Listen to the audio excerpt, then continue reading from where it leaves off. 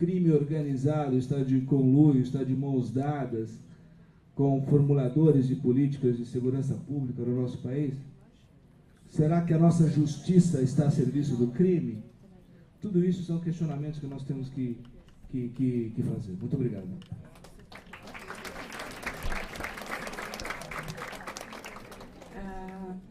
Dona Cremilda, a sua rebeldia é o nosso alimento, é o nosso estímulo. Muito obrigada pelo seu depoimento e pela a sua militância também nisso. A psicóloga da Defensoria Pública, na questão da fundada suspeita, aí é que eu defendo os investimentos na formação dos agentes. Não pode ser no olhar, este tem cara de, né? Porque senão a gente vai estar voltando lá para aquela coisa do Lombroso, que dizia quem era ou quem não era criminoso só pela aparência que tinha. Então, é um investimento na formação dos que lidam com a matéria. A Érica, a questão da organização, do controle, está tudo dominado. E estando tudo dominado, inclusive com o aval do governo, do Estado, das secretarias. Por quê? Porque estando tudo dominado do muro para dentro, este problema não aparece para fora. E ele inexiste, continua invisível. Então, se a gente não enfrentar essa questão dessa organização paralela, né, que é estimulada, este é daqui, então este vai para esta unidade que é só daqui, ou do concorrente que é só de lá. Quanto mais a gente continuar aceitando que há penitenciárias de uma organização, penitenciárias de outras, e pensando que naquele coitado que entra pela primeira vez, que não é nem de 1 nem 8, ele vai estar sendo o jogo ali de aumentar esta facção ou aumentar a outra facção. A questão dos castigos também no preso em razão da entrada da visita. Não é só o castigo no preso. Ele também, e isso é um caso que passou por mim, passou pelo Patrick, pelo Bruno, uma moça com 20 dias de ter parido um bebê, foi lá para mostrar o filho para o marido, mas alguém antes tinha passado na casa dela dizendo que ela tinha que levar uma droga lá para dentro. Ela não sabia que era para o marido, para quem que era, deram uma ordem para ela levar. Ela foi presa na entrada com este bebê de 20 dias e ela foi acusada de tráfico junto com o marido também, que nem sabia que ela estava chegando ou não. Então, tráfico com concurso de agentes, e essa moça ficou das 9 da manhã até a meia-noite, quando foi registrado o boletim de ocorrência dela, sem se perguntar o que aconteceu com esse bebezinho que ela estava levando. A senhora de Itaquá, violência gera violência? Óbvio. Prisão ilegal gera mais prisões. E a estúpida justificativa também que temos que construir novas unidades, ao invés de investir no ser humano, de investir na liberdade provisória, na garantia de direitos, medidas cautelares e tudo isso que essa conversa que a gente só tem, na verdade, pouco se apreende do que a legislação avança. Então, nós temos que sair do discurso para a prática de ações.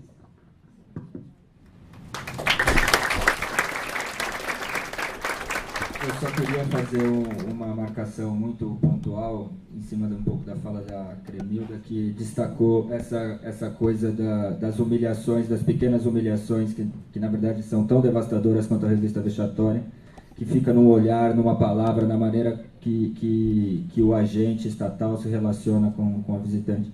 Eu acho que a luta por acabar com essa prática da revista vexatória pode, inclusive, ajudar a diminuir esse tipo de tratamento degradante que é tão difícil de quantificar e tão difícil de combater, mas que todos os visitantes experimentam de uma maneira muito, muito viva e muito forte. E com relação à situação da senhora que queria me passar aí uma situação de Itaquá, logo mais a gente já conversa ali na frente, você me explica.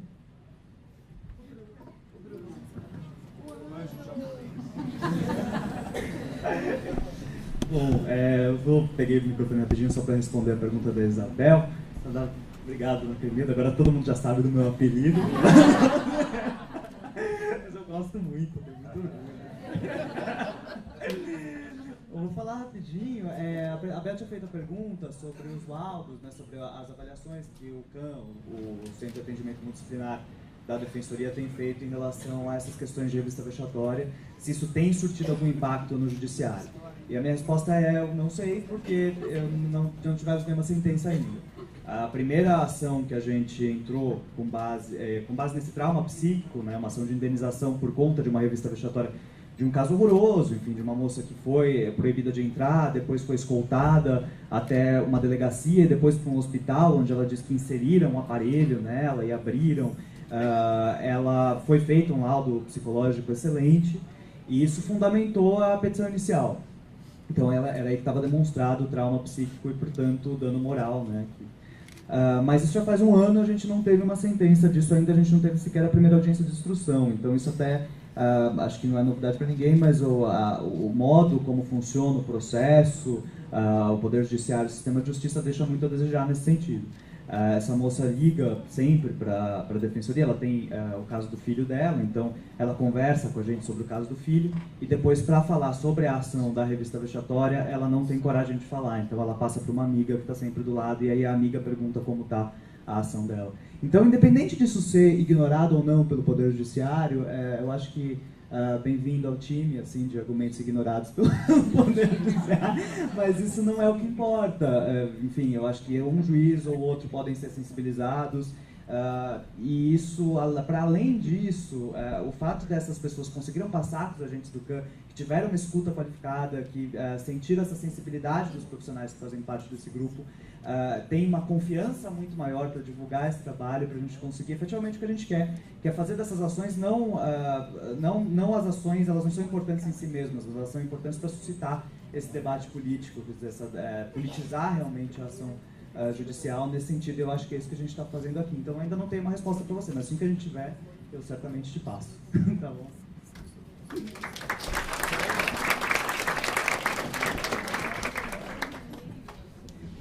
Gente, eu vou iniciar o segundo bloco, que já está com 5 inscritos. Começa com a Kenari. Oi, bom dia a todos e todas. Eu peço desculpas, eu cheguei atrasada porque eu vim de Botucatu, de uma atividade lá sobre mulheres encarceradas. Eu queria parabenizar esse evento, especificamente todas as pessoas que estão na mesa. É um prazer ver o Marcelo, que eu não vi há muito tempo, e dizer que eu acho que esses levantamentos que estão sendo feitos são fundamentais para dar visibilidade ao que está acontecendo. O núcleo da situação carcerária também tem feito alguns levantamentos que eu considero importantíssimo. E eu acho que uma coisa é a gente saber ou imaginar que acontece alguma coisa ou outra. Muito diferente a gente ter esses dados, mesmo porque vem coisa nova que a gente não sabe. Por exemplo, a questão dos adolescentes, eu, sinceramente, eu não esqueci de me apresentar. Eu sou da Associação Juízes para a Democracia e faço parte do grupo de estudos e trabalho Mulheres Encarceradas, que no seu primeiro encontro, há não sei quantos anos atrás, Sônia? 2001. Em 2001, e uma das conclusões que a gente queria trabalhar era a questão da revista vexatória. Então é mais um motivo de alegria, né? Bom, o que eu disse que aparecem coisas novas, Marcelo, especialmente, eu não tinha a menor ideia que os adolescentes eram revistados 7 vezes por dia. Sabe que eu entendi certo? É isso mesmo? É isso mesmo, né? Eu falei, não, será que eu entendi direito? Eu nunca tive ideia disso, eu nunca nem soube. Eu entrei em sistema prisional algumas vezes, mas eu sei o que tinha de revista eventual. Eu vi algumas enquanto eu estava muitos anos atrás, trabalhando ainda como advogada. Bom, a questão da prisão não vai se resolver, né, Padre Valdir? Ela existe e acho que não existem, para alguns casos, pelo menos, eu não consigo enxergar ainda uma outra solução. O senhor sabe muito bem da minha posição, não sou a favor de prisão à torta ou direita para tudo e para todos, em qualquer situação, não. Mas eu, particularmente, não consigo ver, em algumas situações, outra solução. Então, diante dessa situação que não vai se resolver, pelo menos a curto prazo, que é ter a prisão, e acho que até em relação a uma outra proposta, que é da descriminalização do entorpecente, que alguém mencionou, eu também não vejo, assim, a curto prazo, uma solução, por exemplo, para todos os entorpecentes. Mas, por outro lado, eu acho que, eu não sei qual é a linha da facção, enfim, que foi dito aqui, mas, para mim, é muito claro que o que entra dentro do sistema não é pela via dos familiares. Eu fui procuradora do Estado antes de entrar na magistratura. E na minha época a gente fazia defesa dos réus presos e também tinha que fazer defesa em processo administrativo. Eu lembro que eu peguei um processo que era um botijão de gás que teria um peso menor. Parece que o botijão acho que era de 13 quilos e aquele lá tinha uns 8. E aí eram 8 quilos de maconha. Isso é coisa bem antiga, né? Naquela época não circulava tanto as outras drogas. Então, o que eu quero dizer, se nesse exemplo meu, singelo, de não sei quantos anos atrás, a entrada era por outras vias, eu não acho que seja muito diferente agora, né? Então, eu penso também que esse mecanismo é feito com essa ideia.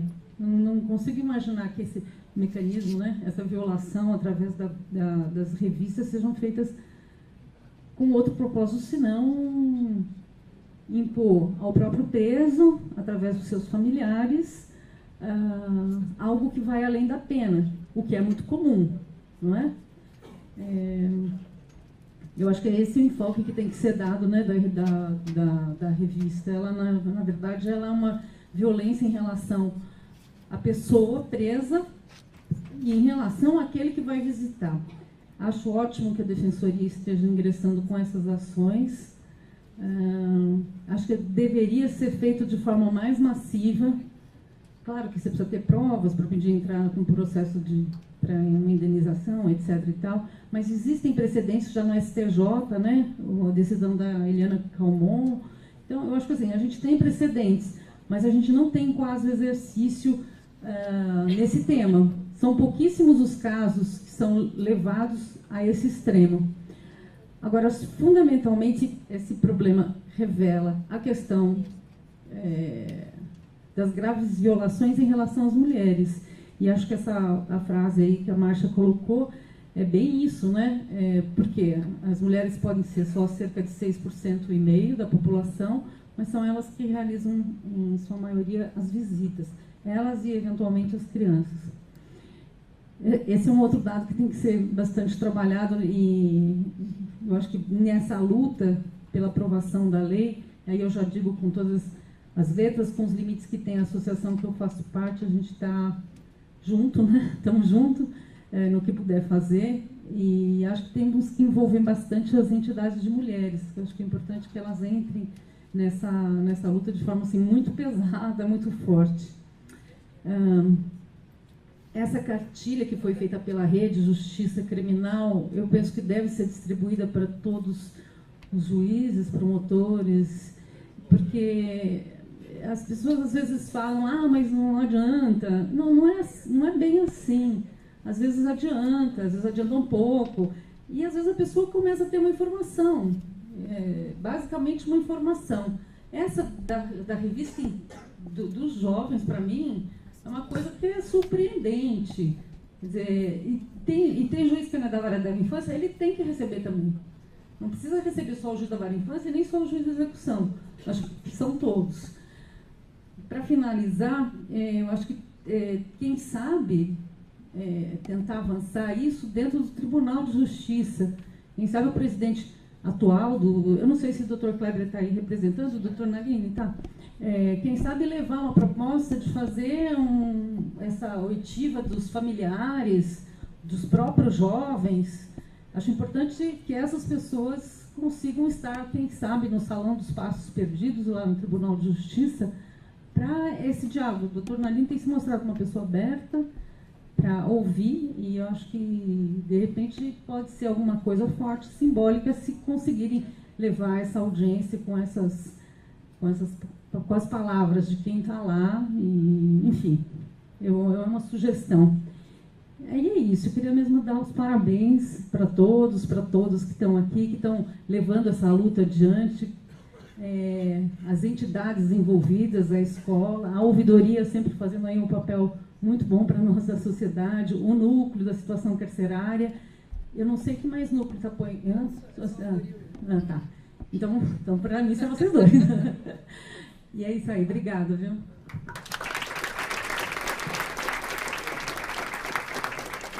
Larissa do São Jucás.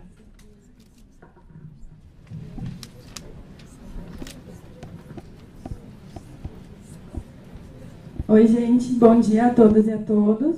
Eu e a Bruna, a gente faz parte do SAJU Cárcere, que é um grupo formado por estudantes de Direito da USP, que se propõe a tocar, juntamente com os movimentos sociais, a questão das opressões vivenciadas no cárcere, né? Então, atualmente, a gente está iniciando um projeto de trabalho de base com as famílias dos presos sobre a questão da revista vexatória. Então, a gente está começando a fazer visitas nas filas do cárcere, para futuramente iniciar um projeto de educação popular com essas famílias sobre a revista vexatória. Oi, boa tarde, né? E a nossa pergunta, ela vai no sentido das dificuldades que a gente encontra para realizar esse trabalho. A gente sabe que, como já foi dito aqui, a questão da revista vexatória, a questão das filas, a questão das visitas, ela perpassa principalmente a questão de gênero. E a gente sabe que a mulher hoje, além dela sofrer todas as opressões por ela ser mulher, a mulher que tem um familiar preso, ela tem uma tripla jornada de trabalho. Então, ela é mulher, ela tem o seu trabalho, ela tem todos os deveres, né, os ônus que o patriarcado impõe a ela dentro da casa dela, de cuidar dos filhos, de fazer comida, de lavar roupa, tudo isso que a gente já entende. E ela tem uma tripla jornada para manter um familiar lá dentro. Então, ela tem que preparar o jumbo, ela tem que levar a parte de higiene, tudo isso que o Estado não provê. Então, a gente queria saber da mesa, e principalmente das famílias que estão aqui, dessas mulheres, como a gente pode trabalhar com essa mulher que tem essa tripla jornada e que está nas filas todo sábado, todo domingo. Como trabalhar para que essas mulheres se entendam como sujeitos dessa luta e possam estar em espaços como esse de audiência pública, possam estar no Palácio da Justiça, possam estar se solidarizando até entre elas, porque a gente entende que é uma problemática muito difícil e que a gente, enquanto academia, enquanto estudantes, enquanto defensoria, enquanto pastoral, enfim, enquanto todas as entidades que estão nessa luta, a gente não é nada sem essas mulheres que estão nas filas e que sofrem a revista vexatória todos os finais de semana. Obrigada.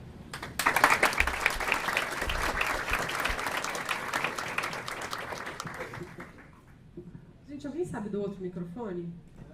Obrigada, Renata. O nosso colega aí de Quadrado da Ponta, você falou sobre o fundão, né? Que o preso tem direito de cumprir a sua pena próximo aos familiares, realmente. É verdade, só que isso funciona só para preso do mensalão, que pode cumprir a pena perto dos seus parentes e familiares. Porque pra gente, não. Meu namorado está em Venceslau, lá no fundão, e eu moro em Guarulhos.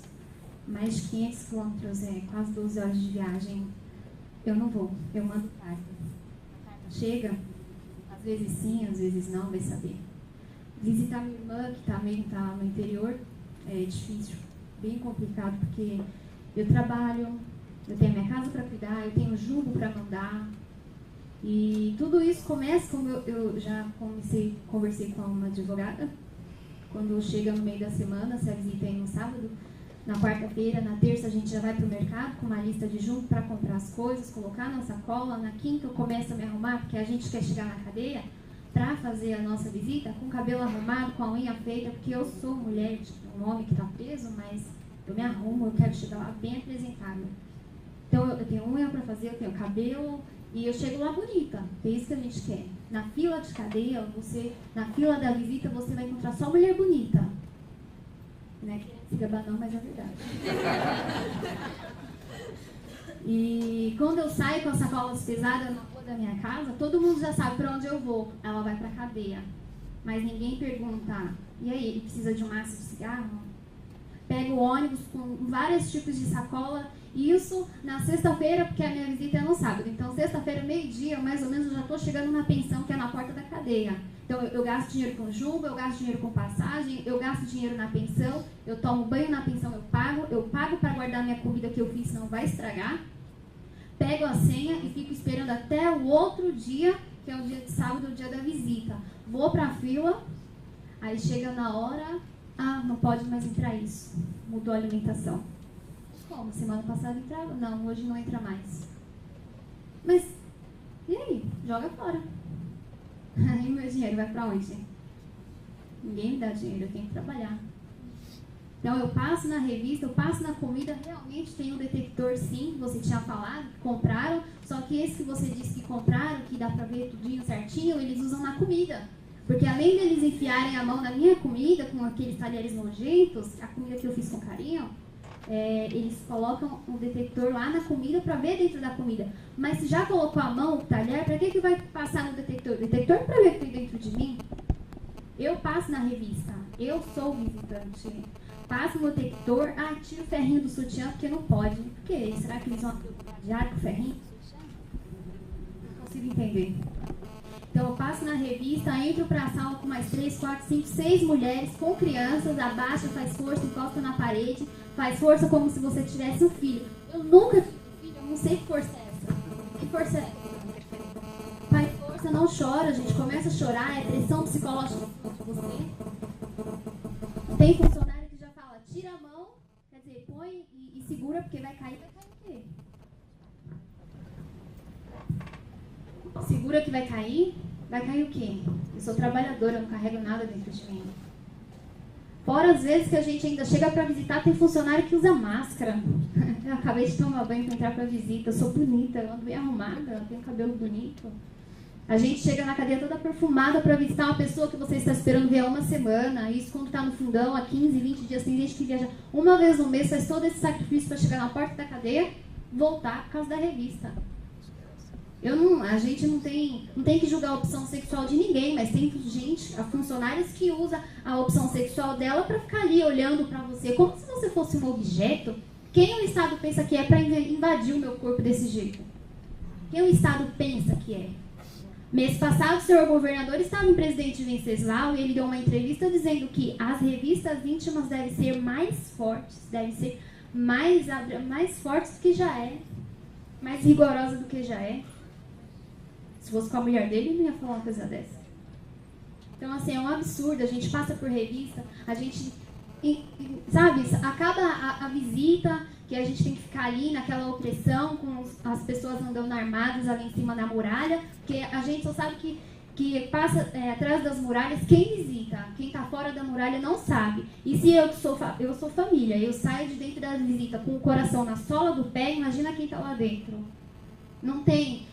Hoje em dia, uma pessoa só consegue chegar no presídio e começar a trabalhar imediatamente se você for um preso conhecido, se você passar na mídia. Porque se você não passar, você não faz nenhum exame de corpo de delito. Porque eu recebo reclamações diariamente de pessoas que apanham, pessoas que morrem dentro de cadeia, pessoas que precisam de uma vacina, de um atendimento médico, e não tem. O Estado faz de tudo para a gente abandonar. Começa pela revista, vai lá, faz a revista íntima, baixa 3 de frente, 3 de costa, faz quadradinho de 8, faz quadradinho de 16, fica em frente ao espelho, põe a mão, abre, passa papel, não estou enxergando. E aí o Estado pega o seu parente que está do seu lado e manda lá para o fundão. Mais uma coisa que o Estado quer fazer para separar você. O Estado faz de tudo para você abandonar seu parente. Mas a gente não abandona, porque a gente é guerreiro e a gente está em cima. Então, assim, acontecem muitas coisas que eu sei que vocês sabem o que acontece, porque vocês ouvem, vocês presenciam há muitos anos. Mas só, desculpa pela palavra que eu vou falar, mas só quem está ali e abre as pernas sabe realmente o que acontece e o que é. Aquilo é um estupro. Aquilo é um estupro. E você acha que vale a pena você abandonar quem você ama por causa disso? Eu não vou abandonar. A gente leva o jumbo no final de semana, quando é segunda-feira, o Gi está entrando dentro da cadeia para fazer revista. O que o Gi faz? O Gi entra com os cachorros, entra com o choque, pega todo o jumbo que você levou, joga no chão, pisa em cima, joga no vaso sanitário, dá descarga e manda embora. E o meu dinheiro vai para onde? Porque a cadeia, o Estado não dá sabonete, não dá nada. Quem dá é a gente. Eu tenho até uniforme para ir visitar. Cada presídio que eu vou, eu tenho um uniforme. Porque cada presídio que você vai é uma roupa diferente que você tem que usar. Ou seja, além de eu bancar ele lá dentro, porque o custo de vida dentro da cadeia é muito mais caro do que aqui na rua. Eu tenho que me bancar aqui fora, porque eu tenho que ter uniforme para visita. Se eu não entro, meu sacrifício fica onde? No bolso.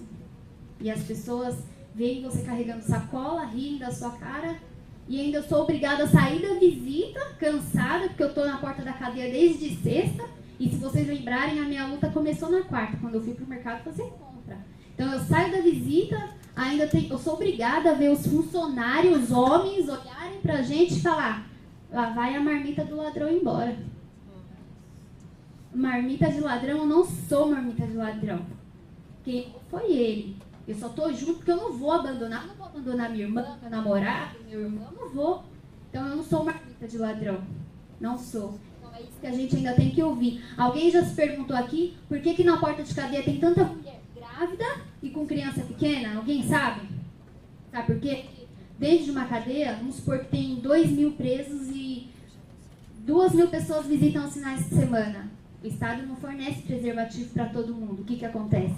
Doenças, gravidez, e a porta da cadeia só vai aumentando. Aí todo mundo fala, porta de cadeia só tem gente com sacola, mulher de calça leg, havaiana e meia e criança remelenta. Então, o caso é... Eu sei que hoje a gente está tratando da revista íntima, mas abrange muita coisa. Muita coisa. Não só a revista. A revista é o pior de todos. A gente não vai deixar de visitar quem a gente ama por causa da revista. E o negócio do espelho que a senhora falou, já passei por isso, pelo espelho, sobe, faz força, sobe, abre a perna em cima do espelho, não tem lugar para você segurar na parede, põe a mão no chão, chão nojento. Então, assim, não tem luva, não tem... Pega aquele papel higiênico horrível. Mulher é frágil, qualquer coisa dá uma infecção de urina e você já não pode mais visitar. Põe a mão, abre. Isso é um absurdo. Então, assim, respondendo eu não estou aqui para responder, mas eu vou falar, desculpa. A moça aqui perguntou ali o que a gente pode fazer para ajudar essas mulheres na fila da visita, né, que visitam aos finais de semana. O primeiro passo é fazer com que elas percam o medo, porque tudo que a gente faz aqui reflete lá dentro. Eu não sei se o que eu estou falando aqui vai refletir lá dentro nesse final de semana na visita, mas eu estou aqui e vou falar. Então, o primeiro passo é fazer com que elas percam o medo e tenham coragem, porque quando a gente tem medo, a gente não chega em lugar nenhum. E elas têm medo de falar, medo de mostrar o rosto, medo de ir pra cima, tem medo de tudo, porque a pessoa não tem voz ativa e o Estado quer comandar a gente. Então, primeira coisa que vocês têm que fazer, eu como visita, porta de cadeia há muitos anos, posso falar.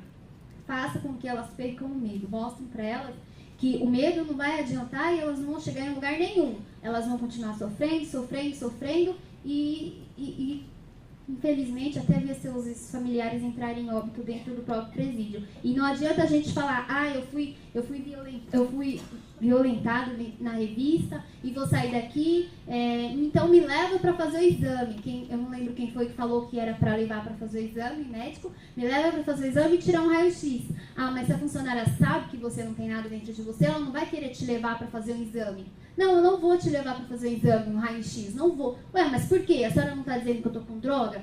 Não, mas eu não vou te levar. Ah, então eu vou na delegacia fazer um boletim de ocorrência. Chega na delegacia, o delegado provavelmente é amigo do diretor do presídio. Ele não vai querer fazer o boletim de ocorrência para você. Quem sai no prejuízo? Eu e meu parente que está preso.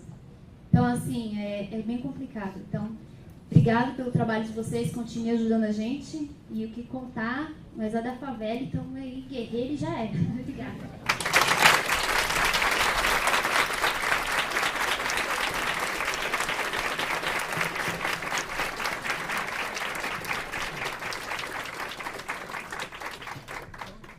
Obrigada.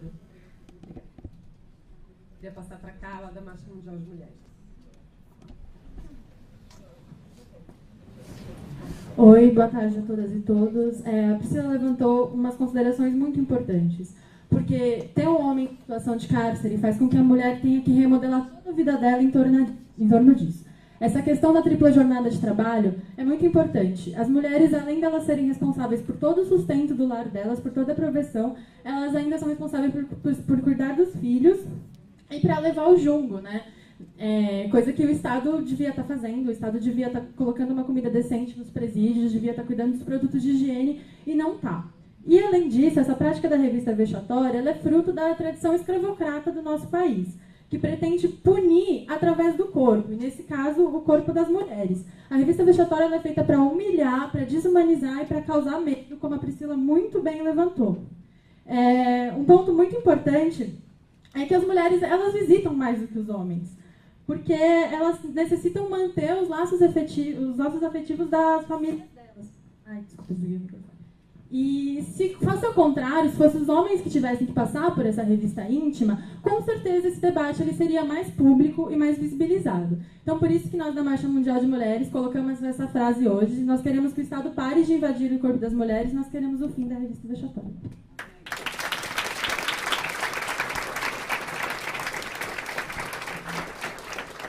Luísa. Boa tarde, meu nome é Luísa.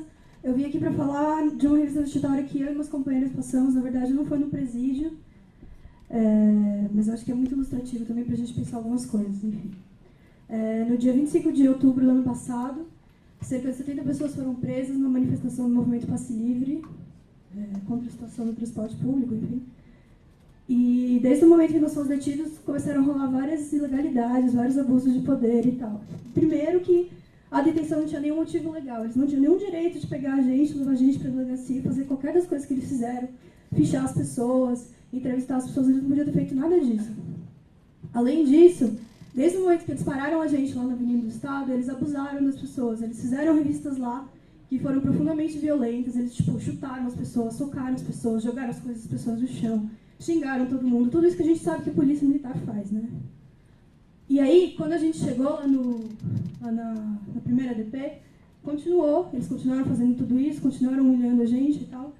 E eu acho que isso serve bastante para explicar para entender o que acontece, o que significa a visita vexatória, porque eles separaram os homens e as mulheres. E só as mulheres passaram por isso. Só as mulheres que estavam lá sofreram revista vexatória.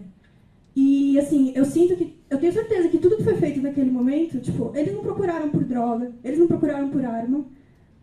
Se eles quisessem achar essas coisas, eles teriam olhado, sei lá, a nossa mochila, teriam olhado o nosso bolso. Eles não fizeram isso. O motivo deles terem pegado todas aquelas pessoas, levado para a DP e ficado zoando a noite inteira, a gente só saiu às 5 da manhã, foi uma questão de coerção. Eles querem coagir as pessoas a não participar mais de manifestação, a não questionar as atitudes do Estado, a não questionar a polícia. Eu acho que isso se relaciona muito com o que acontece com as mulheres dos presídios, porque é uma questão de coerção para a mulher não ir mais visitar o parente dela. Agora, eu acho que tem uma coisa além disso, porque é isso, eles separaram os homens e as mulheres, e só as mulheres sofreram revista vexatória. Porque eu acho que, para além de uma questão de coerção, eu acho que é uma questão de educação da mulher e de qual é o lugar dela nessa sociedade. Eu acho que eles querem que a mulher entenda, e o Estado faz questão de fazer isso em todas as oportunidades, fazer com que a mulher entenda que não são só os homens, todos que têm livre acesso ao corpo delas, mas é o Estado também. No fim, é o patriarcado. Eles querem que a gente entenda que eles têm acesso livre ao nosso corpo, que a mulher não tem direito sobre o seu corpo, que é o Estado e são os homens que têm. E é por isso que eles fazem isso com a gente, por isso que eles fizeram isso com a gente naquela DP, é por isso que eles fazem isso com essas mulheres na prisão também. Não é só uma questão de coerção, é uma questão de colocar a mulher no seu lugar na sociedade. Então, eu acho que a gente tem que enxergar isso sim como violência contra a mulher, a gente tem que enxergar isso como violência machista, a gente tem que enxergar isso como estupro, porque nós somos estupradas, e essas mulheres são estupradas, sim, todo fim de semana.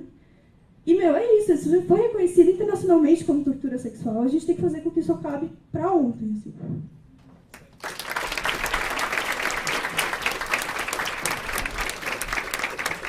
Bom, a gente só tem mais 3 inscritos, então eu vou propor que a gente passe para essas 3 falas e depois para a rodada final da mesa.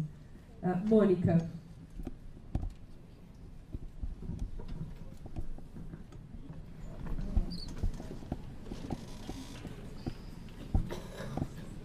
Boa tarde. Meu nome é Mônica, eu trabalho na Fundação Casa, mas eu não represento a Fundação Casa nesse ato, eu estou aqui enquanto cidadã.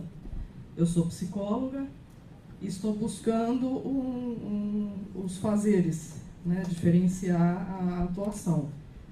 Lógico que eu sofro represálias, são veladas, mas isso tudo a gente tem que enfrentar, ou fica ou dá as costas. Aí eu fico pensando, realmente, na questão dos familiares dos adolescentes, tem muita reclamação e é isso tudo que o pessoal está dizendo, com exceção da comida, do jumbo, que não entra porque eles recebem, né, então não podem levar nada. Tem centro que parece que aceita alguma coisa, mas não pode. Então eu fico pensando, eu enquanto psicóloga, atuando lá, o que eu faço? Né, depois disso. Orientar as famílias, a gente sempre orienta e fala, olha, procura a defensoria, vai atrás. Eu peguei uma porção desse papelzinho, porque amanhã é meu plantão, né, de visitas, eu estou amanhã, é meu plantão. Mas, assim, infelizmente, as pessoas, não sei, eu estou lá há quase 3 anos, a gente vê um enfraquecimento, não sei o que é, mas tem muita omissão dos profissionais. Então, eu fico pensando de tirar daqui algumas propostas, né? Ampliar essa pesquisa, alguma coisa com relação aos familiares dos adolescentes, né? Que eu não sei em que pé que está isso. Procurar fazer com que os familiares já recebam algum tipo de orientação mais firme na VEIGE, na vara, no DEIGE, quando vão. Garantir um canal de comunicação dessas famílias com a questão externa, né? O observatório aqui externo, a fiscalização externa, porque a interna dificilmente funciona. Assim, que medida que a gente pode garantir essa comunicação, que esses familiares tenham um lugar garantido onde depositar uma reclamação, que tem que ser obrigatório, o CRP obrigar os psicólogos que trabalham na fundação a realizarem mensalmente um questionário levantando o que os familiares pensam, se bem que eu estou pensando, mas já estou pensando na parte da omissão, que às vezes também não sai. Alguma coisa externa mesmo para garantir que isso seja desnudado e as pessoas conheçam, porque realmente é difícil. É a gente que está ali para falar que não é para fazer aquilo. Imagina, quem é você? O diretor já deu a ordem, né? Você faça o seu trabalho. Então tá, então eu vou orientar os familiares. Beleza, mas você não presta para nada nunca mais aqui dentro, certo? Você é uma pessoa não grata, eu dou bom dia, metade responde, outra metade não. Então, assim, alguma coisa tem que acontecer, mas eu fico pensando de dar efetividade. Quando as famílias vão e têm que acompanhar os adolescentes nas varas, né, para receber a aplicação da medida, se a gente conseguiria dar uma orientação e um caminho certo para que ela soubesse daquilo tudo e aonde ela pudesse ter voz depois, porque na Fundação dificilmente, por enquanto. Obrigada.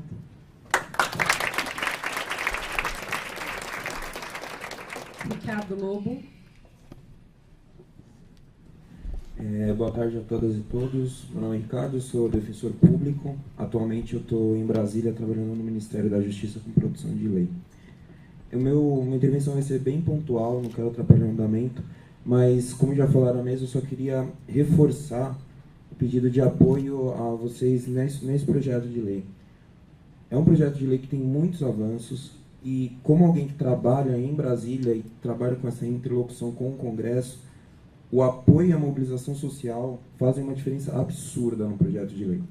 O momento que esse projeto está, ele foi apresentado no Senado. O Senado tem diversas comissões.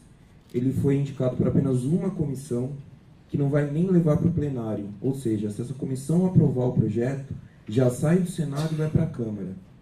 E ele está no momento só de apresentação do relatório. Então, será apresentado o relatório, se for pautado e votado, ele já sai do Senado e vai para a Câmara. Está atualmente com uma senadora chamada Ângela Portela, então, a senhora que gosta, sempre atuou, Ângela Portela é o nome. Aqui tem o quê? Umas 150 pessoas. Se vocês e um amigo mandarem, segunda-feira vai ter 300 e-mails ou cartas nessa pessoa, na caixa postal dessa pessoa. Então, fazem uma diferença. O Marco Civil é um projeto claramente que demonstrou a importância da mobilização social. Então, a gente tem um momento muito importante para isso, principalmente porque se esses projetos demoram muito, existe um outro projeto que é o de reformar toda a lei de execução penal. Se esse projeto entra no Senado, nada me garante que um senador peça que esse projeto, como ele trabalha com execução penal, ele vá para essa comissão de legislação. E aí ele morre ali. Porque uma coisa é um projeto que altera 3 artigos, outra coisa é um projeto que altera 150. Então, eu só queria reforçar esse pedido a vocês, que façam essa mobilização, que peçam para aprovação na rede social de vocês. Esse projeto PLS 480 é um projeto muito importante. É somente isso que eu queria fazer, eu não quero atrapalhar esse momento tão bonito aqui de vocês. Dar parabéns para todos vocês. O e-mail de cabeça eu não sei, mas é só entrar no site do Senado, colocar Ângela Portela, que já vai aparecer, e também o número do PL vocês vão conseguir ler. PT de Moreno. Muito obrigado a todos.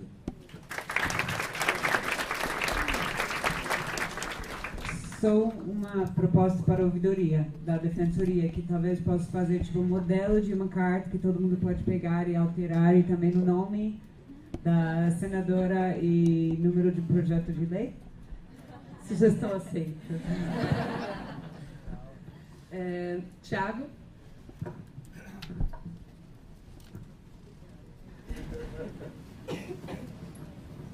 Eu uso um voluntário aqui. Bom, meu nome é Thiago, sou defensor público. Minha intervenção também é bem pontual aqui. Primeiramente, fico feliz com a representação aí de pelo menos 2 membros da magistratura. Vocês têm membros do Ministério Público também? Não? Significativo. Em relação a políticas públicas, em relação à extinção da revista vexatória como política pública, parece que já se falou bastante aqui. A minha intervenção é bem pontual mesmo, como há bastante operador do direito aí, tem advogado, defensor público, aspirante a defensor, etc. Acho que em todos os processos, em todos os flagrantes que a gente verificar que houve a revista vexatória, então todo flagrante que chegar para o defensor, para a defensora pública, com o depoimento lá do agente penitenciário dizendo que encontrou drogas dentro da vagina da mulher, a gente tem que requerer o relaxamento dessa prisão. A prova é absolutamente ilícita, isso tem que ficar bem claro para todo mundo. Os tribunais, Superior Tribunal de Justiça, anulam investigações de anos porque a interceptação telefônica foi ilegal e violou um direito fundamental ao sigilo de informações.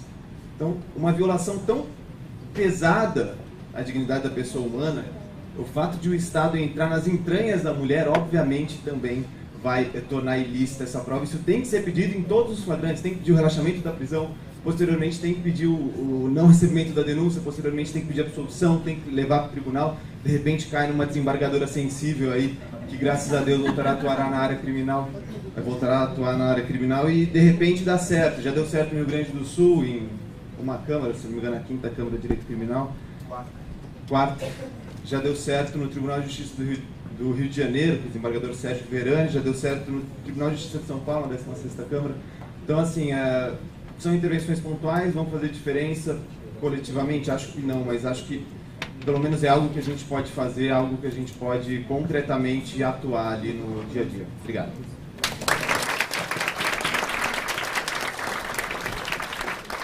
Larissa.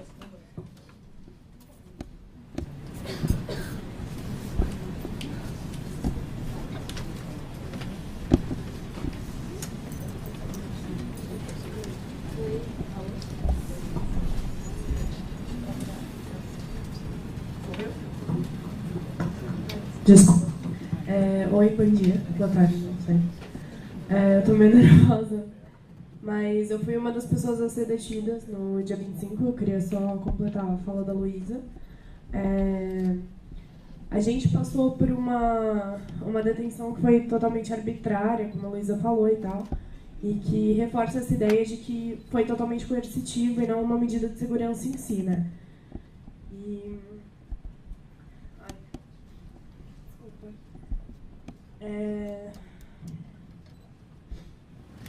Nossa, desculpa, vou interromper minha fala, eu tô muito nervosa, eu perdi o que eu ia falar. Respira fundo. Respira fundo e vai. Não, eu só queria voltar no que você tinha falado um pouco, que você tinha falado que só quem tá lá realmente sabe. Quando você falou de um estupro, eu me senti totalmente representada. A gente teve um número de meninas muito grandes que eram menores de idade, e a gente não tinha a menor ideia do que estava acontecendo, por que estava sendo detida, para qual DP estava sendo levada. Não tinha a menor ideia que a revista vexatória ia acontecer. Muitas delas eram, tipo, menores de idade, virgem, e tiveram que entrar num banheiro que não tinha porta. Aí essa revista não acontecia dentro de uma cabine, era totalmente visível para quem estivesse passando no corredor, e tinham mulheres com luvas, que, tipo, dava a entender no mesmo momento em que aconteceria de fato uma... Né? Tipo, a mulher colocaria a mão em você, assim. E isso é totalmente traumatizante. Então, vale ressaltar que, tipo, a gente foi pego numa manifestação. Calhou da gente passar por essa revista vexatória porque naquele momento a gente estava fazendo um contestamento político, né? Mas isso não é o mais comum. A gente precisa ressaltar que a gente ainda fala de uma posição privilegiada, né? Tipo, a gente estava num grupo enorme de pessoas brancas que não tinham uma carteirinha da OAB, mas tinham uma carteirinha da USP, sabe? E nesse ponto eu acho que a sua fala é muito mais forte do que a minha, da dona Cremilda é muito mais forte do que a minha. Porque vocês passam por isso de uma forma diferente, né? Essa tradição, ela não é só uma brutalidade de gênero, mas ela tem um fundamento, né? De onde vem? Quem são essas mulheres? E nesse sentido, vocês têm que ter muito mais voz. Eu queria muito agradecer, assim, porque a gente precisa dar um passo atrás também, né? Por que eu fui presa? Tipo, eu fui solta no mesmo dia, sabe? Eu fui detida, sei lá, tinha um advogado me esperando. E aquilo já foi traumatizante o suficiente pra mim, sendo que eu tinha todo um apoio para passar por aquela situação, sabe? Uma coisa que ficou ecoando durante semanas na minha cabeça, eu acredito que de muitas das meninas que passaram por isso comigo, foi que, tipo, foi traumatizante, sabe? Foi horrível a exposição e imaginar quantos caras tinham visto a gente passar por aquela situação, por que só as meninas tinham passado por aquela situação, em uma situação em que a gente não poderia nem ter sido detida e, na real, não aconteceu nada com a gente, né? A gente estava tudo bem, estava num grupo de amigos, tinha um advogado, foi solto no mesmo dia, teve uma repercussão, eu mesma saí na capa da Folha no dia seguinte, sabe? Todo um auê, a jornalista era uma conhecida minha, então a gente precisa pesar essa rede de apoio, né, que se passa. Então, sei lá, eu acho que a gente, enquanto a posição que a gente fala precisa ser ressaltada, a gente precisa dar espaço atrás também. Então, eu queria muito, muito agradecer pela sua fala. Tipo, sei lá, força. E eu acho que para tudo que você precisar, a gente tem que estar aqui. Não só para você, mas para outras pessoas que estejam nessa situação. Assim. E eu acho que é isso. Obrigada.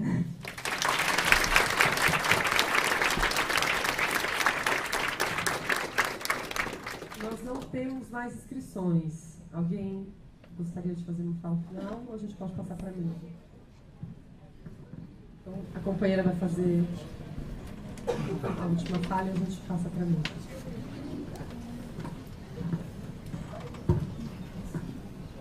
Boa tarde a todos. Meu nome é Carolina, eu sou defensora pública e atuo na execução criminal aqui em São Paulo.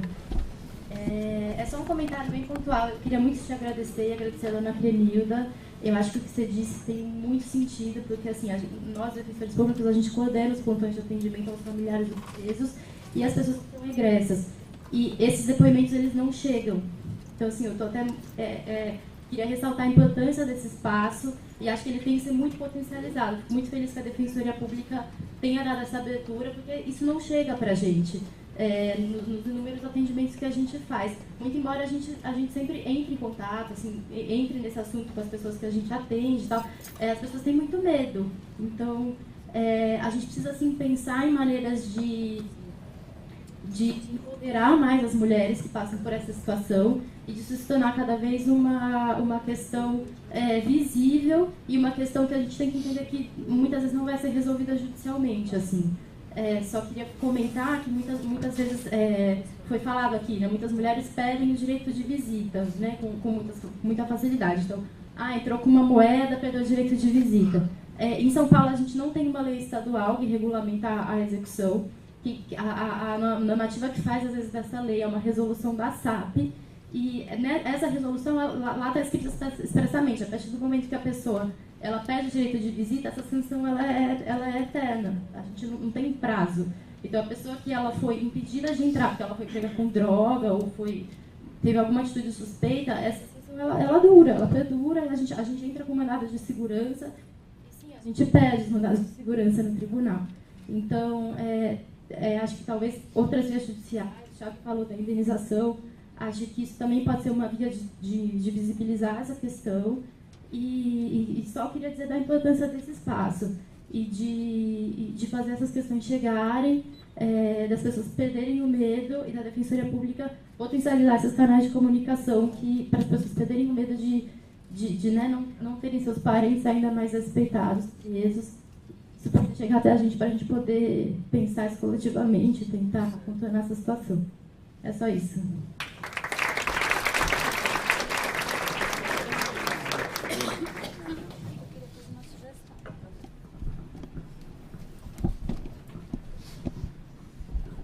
Meu nome é Gisele, eu sou assistente social de uma da Defensoria de Mogi das Cruzes.